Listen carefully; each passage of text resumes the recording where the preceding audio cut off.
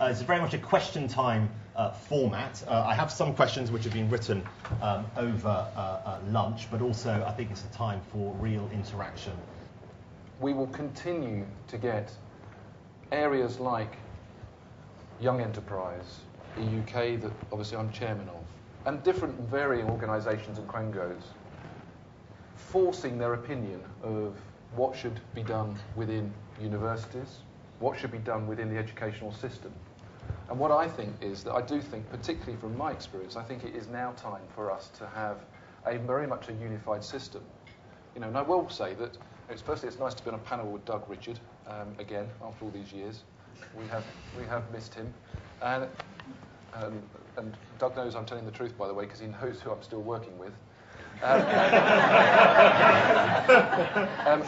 When I heard with regards to the union that Doug was forming, my first reaction was, for God's sake, not another bloody union.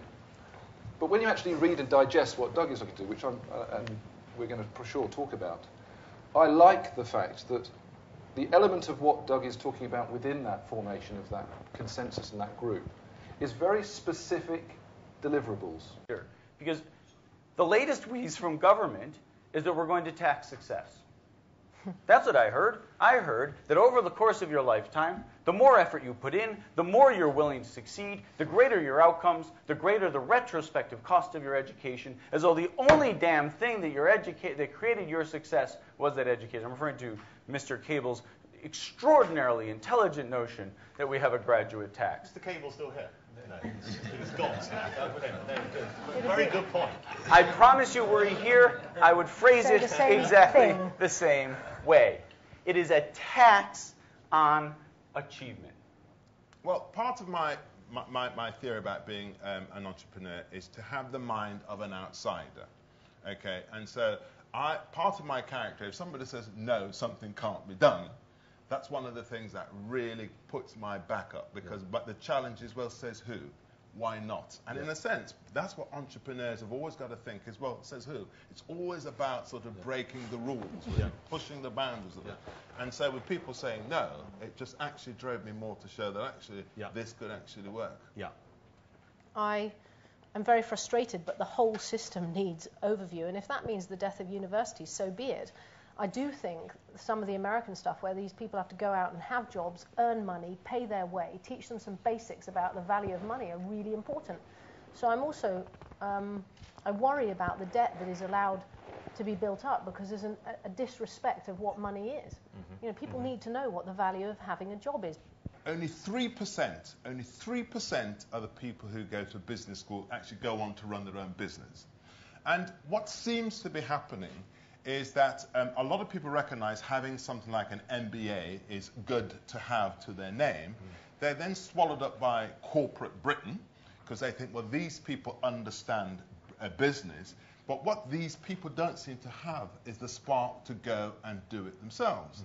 So in terms of the question, are universities failing entrepreneurs? I would say yes, they are.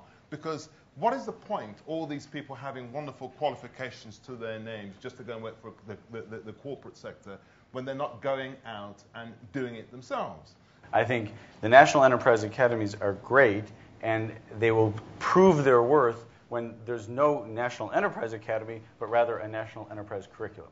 Because I don't want it to be a ghettoized activity.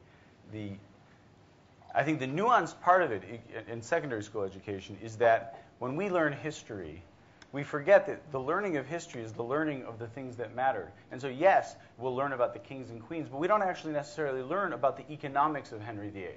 We don't understand what motivated him as a person. The way in which we write our curricula is such that we actually remove many of the key drivers of the growth of empires. The growth of the British Empire was an economic empire, and yet the curricula doesn't even talk to it. So we don't teach our children how the world works.